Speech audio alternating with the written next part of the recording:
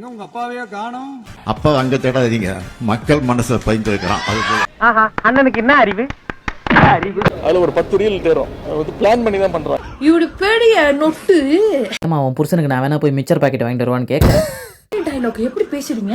ரெடியா மாமே?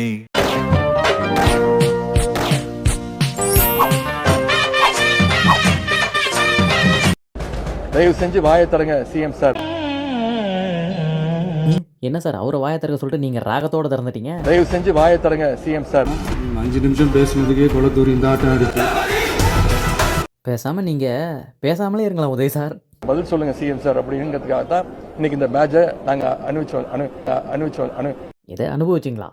நீங்க டயர்டா கொட்டாய் விடும் போதே ஒரு டவுட் வந்துச்சு. ஏய், என்னது இது? தூங்கும் போது ஏதோ நாய் கத்துற சவுண்டு. வாயை திறந்துட்டேன், இது போதுமா? அப்படியே ஓரமா ஓடி போயிரு, இல்லைன்னா ஒரே அடியில கொட்டாய் விட்டுருவேன். என்ன ஏற்கனவே கொட்டாய் விட்ட மாதிரி பொழந்து தான் வச்சிருக்காங்க வாயை. மூடுறியே தேடுறியே,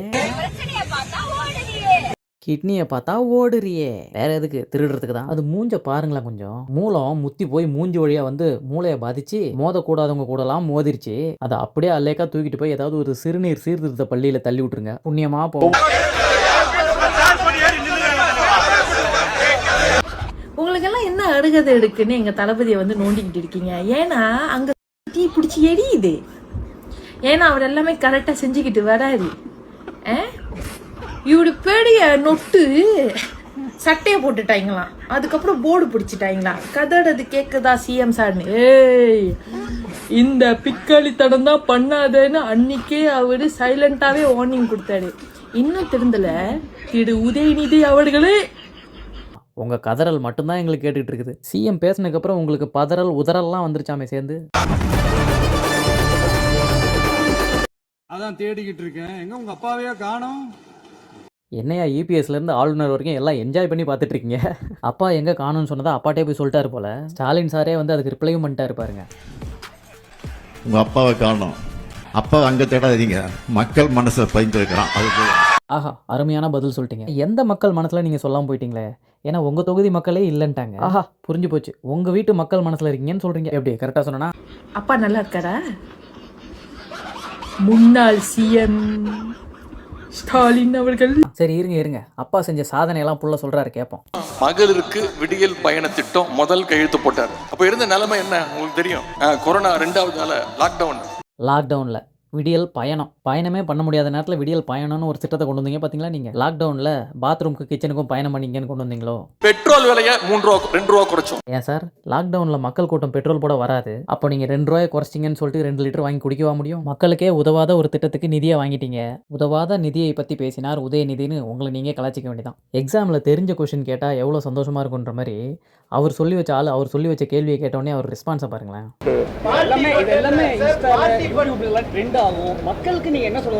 கேள்வி கேட்குறன்ற பேரில் பதிலெல்லாம் சொல்லி போட்டு பாயிண்ட்டை சொல்லிவிட்டு அப்புறம் கேள்வின்னு எது கேட்குறீங்க? இது வந்து முழுக்க அவங்க வந்து இந்த சோஷியல் மீடியாவில் ட்ரெண்ட் ஆகணும்னு, ரீல்ஸாக போகணும்னு அதில் ஒரு 10 ரீல் தேரும் பிளான் பண்ணி தான் பண்ணுறாங்க. அது எப்படி அப்பனும் பிள்ளையும் வேற இடத்துல ஒரே டைலாக் எப்படி பேசுறீங்க? அப்போ உங்களோட அட்மின் வந்து உங்களோட ஸ்கிரிப்டை வந்து செக் பண்ணல.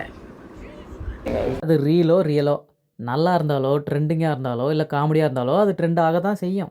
நாங்கள் எதிர்பார்த்தது தான், ஓரளவுக்கு மேலே பொறுத்துக்க முடியல.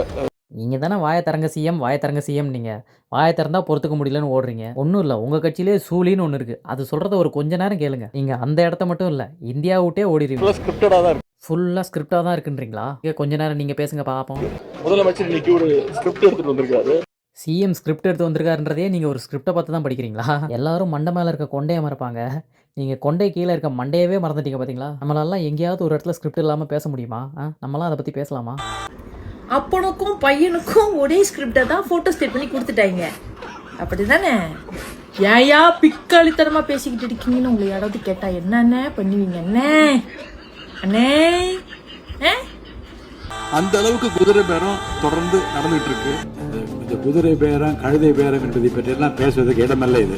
நீ கேட்ட ஒவ்வொரு கேள்வி என்ன செருப்பால் அடிச்ச மாதிரி இருக்குடா. மாதிரி இல்ல, உண்மையிலே செருப்பால தான் அடிச்சேன். ஆதாரம் இல்லாமல் எந்த பேரத்தை பற்றி பேசுவதை நான் அனுமதிக்க முடியாது. ஆதாரம் இல்லாமல் எதையும் பேசாதீங்க, சேதாரம் ஆகிறதுக்கு முன்னாடி வெளியே ஓடிடுங்கன்ட்டீங்க. அதனால தான் ஓடி போயிட்டாங்க போல.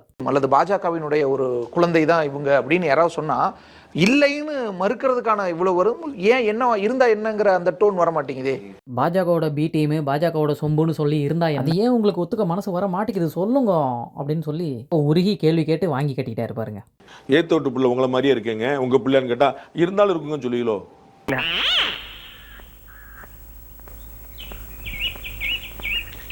மக்கள் பணத்துல இருந்து ஒரு பைசா கூட தொடமாட்டோம், தொடவும் விடமாட்டோம், தொட்டா விடமாட்டோம், இதுக்கு முன்னாடி தொட்டவங்களையும் விடமாட்டோம்.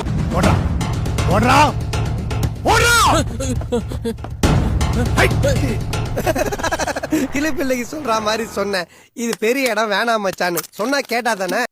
பவர் உங்க கையில இருக்கு, அதுக்காக பவர் கட் பண்ணாதீங்க.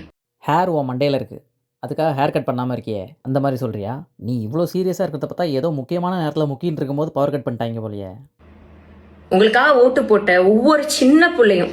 எது ஓட்டு போட்ட சின்ன பிள்ளையா? எது உங்கள் தாத்தா வந்து சின்ன பிள்ளைக்கெல்லாம் ஓட்டு வாங்கி கொடுத்தாரா? மண்டையில் நீட்டாக முடி வளர்த்துருக்கியே, கொஞ்சமாவது மூளையை வளர்த்தியா? ஒவ்வொரு சின்ன பிள்ளையும் உங்களை வெறுக்கிற அளவுக்கு நீங்க பண்ணிட்டு இருக்கீங்க. என்னடா சூழி அழுவுது? திமுக தான் பீஸ் கட்டையை பிடிங்கிச்சின்னு கண்டுபிடிச்சிருச்சு போலையே. அழுவாத சூழி, 200 ரூபா கண்டிப்பாக கொடுத்துருவாங்க. ஏதோ ஒரு ஃபங்க்ஷனுக்கு புருஷனை கூப்பிட்டு போன ஜூலியை ஒருத்தர் கையை பிடிச்சி ஹேண்ட் ஷேக் பண்ணிட்டு விடாமல் கஷ்டப்பட்டு விடுறாரு. என்ன சிம்ரன் இதெல்லாம் அப்படின்னு வீட்டுக்காரர் முறைச்சு பார்க்க, அதெல்லாம் திமுக கூட்டம்னு வந்துட்டு அப்படி தான் இருக்கும், நீ கண்டுக்காமல் உள்ளே போன்னு சொல்லிட்டு சவுறு முடி அவுந்திராமல் பார்த்து போய் உள்ளே உட்காருமான்னு சொல்லி தாடி மாமா ஜோடியை உள்ளே அனுப்பி வைக்கிறாரு. உங்களுக்கு ஊருக்கு போகும்போது பஸ்ஸில் சீட்டு கிடைச்ச சந்தோஷத்தில் போய் உட்காந்துக்கிட்டு இங்கே வந்து உட்காரு மாமான்னு சூழி அவங்கள கூப்பிட, அந்த தாடி மாமா திடீர்னு ஏமா அவன் புருஷனுக்கு நான் வேணா போய் மிச்சர் பாக்கெட் வாங்கிட்டு வருவான்னு கேட்க, அப்படின்னு சிரிக்கிறேன்ற பேரில் மூக்கு கீழே பெருசாக இருக்குமே அந்த பஞ்சாயத்து கிணறு, அது பேர் என்ன? வாய். அதை அளந்து பார்க்க முடியாத அளவுக்கு பொழந்து காட்டிட்டு இருக்காங்க, மிரட்டி இருக்காங்க. நான் என்ன கேட்கிறேன், இந்த ஜனநாயக நாட்டுல ஒருத்தவங்க கருத்து பதிவு பண்ணா அவங்களுக்கு எதிராக இப்படி ஒரு விஷயம் நடக்குது, இதுதான் உங்க அரசாங்கமா? ஆமாம், இதுதான் எங்கள் அரசாங்கம். என்ன பண்ண போகிறேன்? கழுத்து பக்கத்தில் வாட்டமாக இருக்குது உன் முடி, அதுலேயே மாட்டிட்டு தொங்கிரு, இல்லை பாத்ரூமில் பக்கெட்டில் தண்ணி பிடிச்சி அதுக்குள்ளே முங்கிரு. வேகமாக கத்தும்போது வாய்ஸை கேட்டிங்களா சூழிக்கு? லாரியில் அடிப்பட்ட நாய் மாரி கீச்சுன்னு. நாய் வாயிலேருந்து வர நாய்ஸை நைஸாக மாற்றுறாங்களாமா, அதனால் மாடுலேஷனை சேஞ்ச் பண்ணிட்டாங்க. சூழி பவர் கட்டு நீட்டு பற்றிலாம் பேசுகிறத பார்த்தா டிவிகேவை எதுக்குறன்ற பேரில் டிஎம்கேவை தான் எதிர்த்துட்டு உட்காந்துருக்கு போலையே. ஏய் என்னடா அது இவ்வளோ கேவலமாக கெட்ட வார்த்தை பேசுது, அதை அப்படியே போட்டிங்க. ஓ கோட்டு போட்டால் போதுமாவா? சீமா போதாது, கோட்டு கூட அவன் வாய்க்கு ஒரு பூட்டும் வாங்கி போட்டால் கரெக்டாகிடும். அது யாரா அது? கிட்னி திருடிக்கே டஃப் கொடுக்குற மாதிரி ஒன்று வந்து நின்றுட்டு இருக்குது. தம்பிகளா முடிஞ்சோடனே வேகமாக ஓடிடுங்க, அப்படி ஓரமாக கூட்டு போய் கிட்னியை உருவிட்டு விட்டுருவாளுங்க 2 பேரும். தாவேக்காவை அட்டாக் பண்ணுறதா நினச்சி திமுகவை தான் அட்டாக் பண்ணுறீங்க. அவங்க தான் ஏமாற்றம் தடுமாற்றம் எல்லாமே. அவ்வளோதாங்க. வீடியோ பிடிச்சிருந்தா ஒரு லைக் அண்ட் ஹைப் பண்ணிவிடுங்க. சோஷியல் மீடியாவில் ஃபாலோ பண்ணாதவங்க பண்ணிக்கோங்க, அப்படியே சப்ஸ்கிரைபும் பண்ணிவிடுங்க. தேங்க்யூ.